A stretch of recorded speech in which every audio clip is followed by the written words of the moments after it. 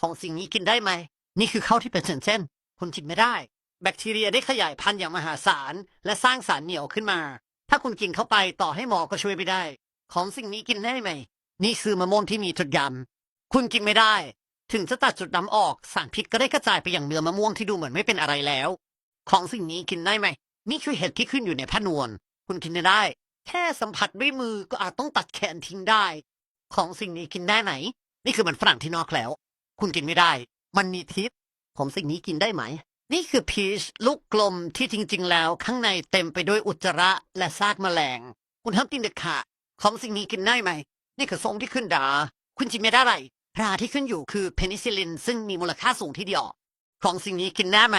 นี่คือเต้าหู้ที่ขึ้นรามันอร่อยมากเลยแหละเดี๋ยวให้เพื่อนลองชิมก่อนของสิ่งนี้กินได้ไหมนี่คือขนมปังที่ขึ้นมาคุณกินไม่ได้ถ้ากินเข้าไปคุณอาจต้องนอนโรงพยาบาลทั้งปีโดยไม่ได้กลับบ้านเลยของสิ่งนี้กินได้ไหมนี่คือแก้วมังกรที่ใสแปลว่ามันเน่าเสียแล้วกินเข้าไปแล้วจะได้ไปเจอพระเจ้าแน่นอน